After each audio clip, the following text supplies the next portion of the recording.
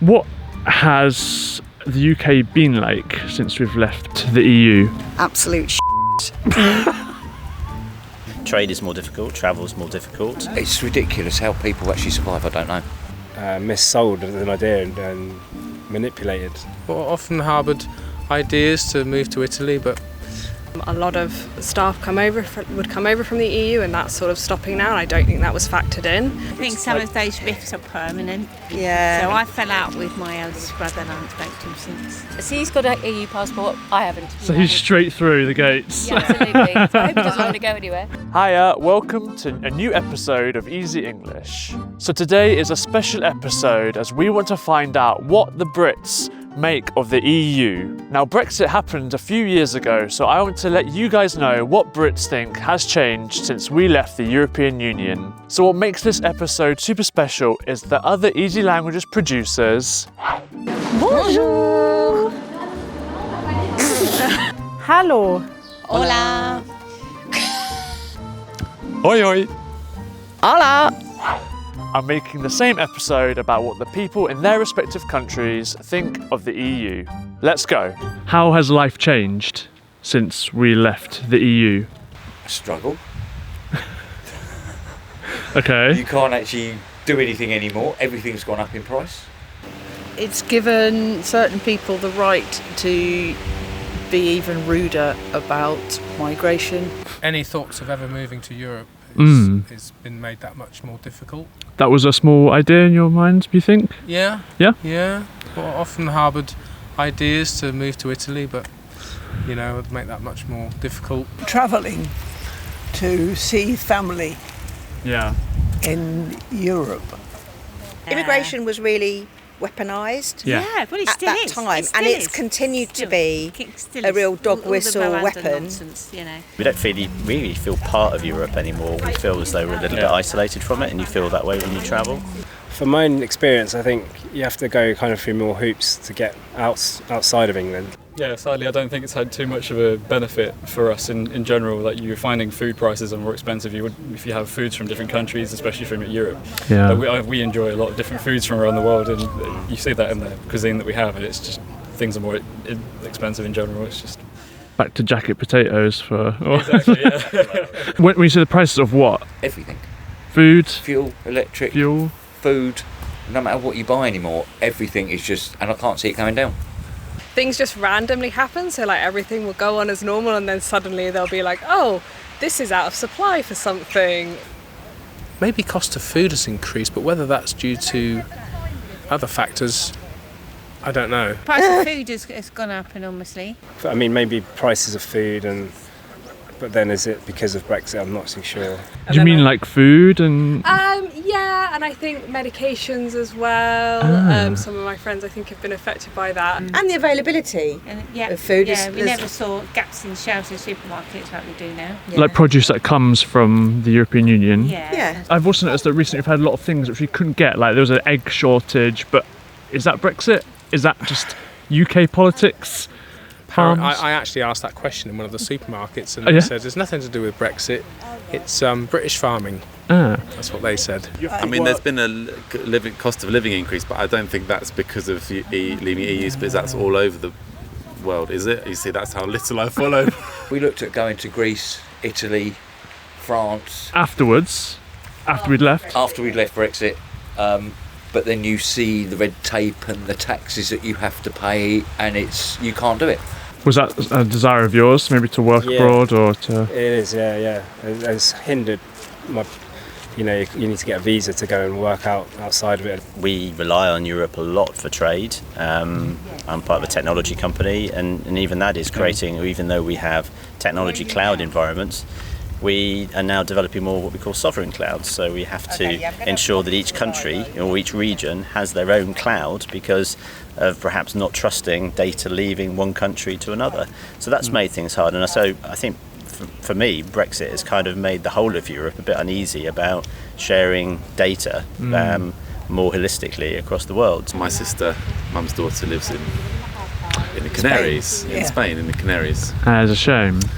So that kind of affects us. Apart from that, though, as I was mentioning to you earlier, I don't really notice it very much. in my day-to-day life. This video was sponsored by italki, the site that allows you to find online language teachers for one-on-one tutoring. As a new user, you'll get $10 in italki credits after your first lesson if you register using the link go.italki.com/easyenglish. If you don't like reading complicated language books or listening to pre-recorded audio courses, then italki is for you. You'll get to practice your conversational skills under different real-world scenarios, as speaking with humans is the best and fastest way to learn a language. You can customize your lessons to cater for your language needs and interests, and the one-on-one lessons provide you with undivided attention with teachers at your preferred time, whether you're at home, at the airport, or at the local park. You have complete access. So head on over to italki and use the link go.italki.com/easyenglish to start your first lesson and get $10 in italki credits. So we're stuck. We've ostracised ourselves. So that's why we've now taken the opportunity to buy a resort in Thailand, which we've just done. Congrats. Live over there, and it's less than half of living here. With a UK dog passport, I think it's very difficult to go abroad now. You have to really plan ahead, right? We have friends. It's expensive and it takes a lot of energy. I think it takes a lot of time to get all the paperwork through as well. It's not just, we'll sort that out. It's annoying, it's expensive. I think it's time consuming. What was it people were missold on which hasn't come to truth yet? I think maybe that, if we'd have all this money for the NHS without immigration and that sort of thing, and I work in healthcare, and there's definitely not been a massive pile of money, and as well for staffing, a lot of staff would come over from the EU, and that's sort of stopping now, and I don't think that was factored in. And I also just think it's a great shame, as well, similarly the other way, I would have loved to have gone and worked abroad, but now that's kind of more difficult, so I think a lot of those maybe more vulnerable populations were sold something that just was not true. The whole process of inspections and stuff is massively increased as well. Is that something that you deal with in your personal life? Yeah, so I'm with a battery company, and getting batteries in and out of the country it's a lot more challenging now than it used to be. Maybe 20, 30, 40 years ago we'd be good at making a go of it, but I think we're not really the country we used to be, so... No, not so industrious anymore. We're not so industrious, we don't really make an awful lot of things, maybe in the car market, that's about it. Yeah. But yeah, I just think we're not the powerhouse that we were. For many years now we haven't been, so and how we're going to struggle. Part of the leaving was that things would get cheaper and we'd be able to decide things ourselves, so do you see that coming at any point? No? No? We don't actually produce anything anymore. Ah. But now we can trade with people like Japan and the US freely, and so we import all these chickens that are stuffed with chlorine. Yummy. Brilliant. If I want to buy a chicken, I want to buy it locally.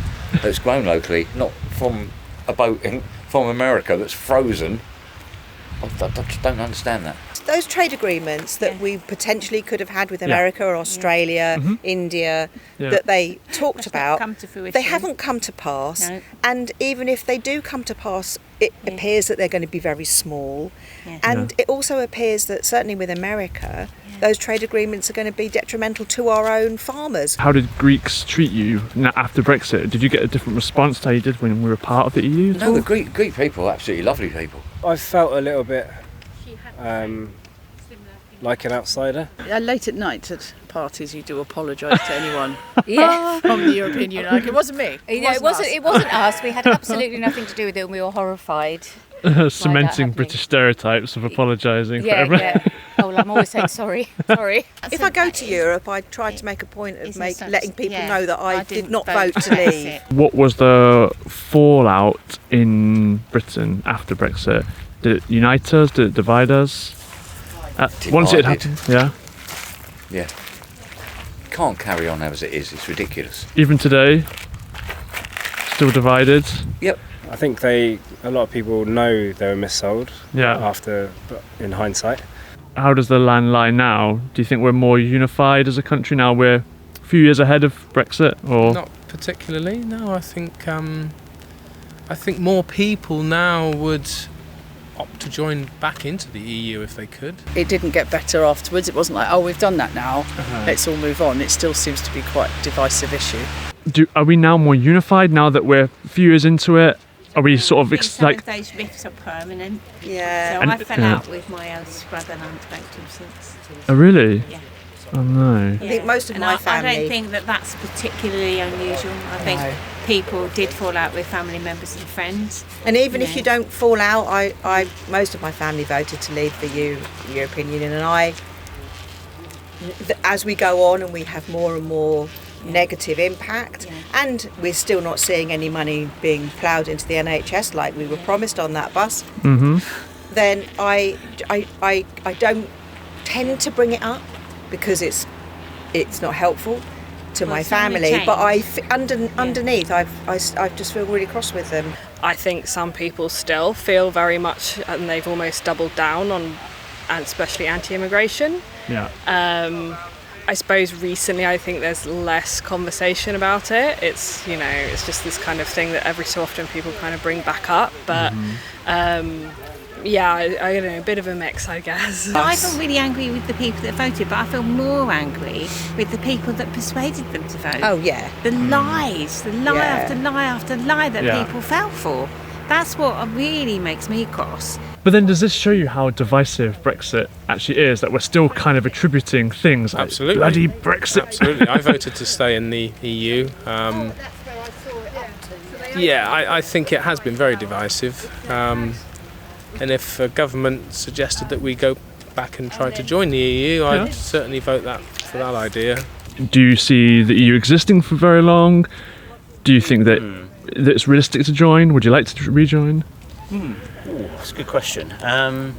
It's difficult. I think sometimes you've always got to kind of you've taken a step and you've got to make the most of what you've got.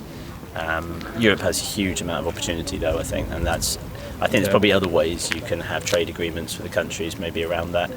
Going back is probably too hard, but I don't think it's impossible. But I think we also were very happy with some of the things that Europe were bringing upon us as well at the time.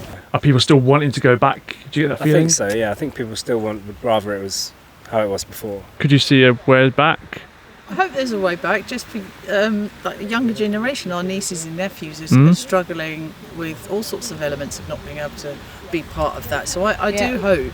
Especially being as so many of the younger generation weren't able to even vote in the referendum, but it was actually directly affecting them. What were the actual downsides to the EU, from your opinion? I think there was probably I think the country, rightly or wrong, there was a perception we couldn't control as much as we wanted to control. So, I mean, immigration probably played a big part in the decision making. We couldn't control where the spending, so we would put a huge amount of it into Europe, but we couldn't control where that was being spent. Great to have nice shiny new roads in some countries, but we struggle with the kind of poor roads that we have. There were way more benefits to it, and I think people easily forget that. Like I personally really like having a mandatory amount of time off a year. Don't really want to get rid of that, and that comes from the EU, so personally I'd like to stick with that. I think it would just take time, to be honest. It's not something that we'll see immediate benefit from. It's something that will happen over 10, 20 years, but not yet. Nations are moving a bit more to that kind of old school nation state, moving away, I think, from the unification sort of thing. Personally, I think that's a shame, and I would hope, maybe it's a bit overly idealistic, but I like to think it's still within the realm of possibility to carry on and make it better. Yeah. Thanks for watching this week's episode. Please let us know in the comments below what your take is on the EU, and if you're a Brit, what you think has changed since Brexit. And as always, we'll see you next time. Ta-ra!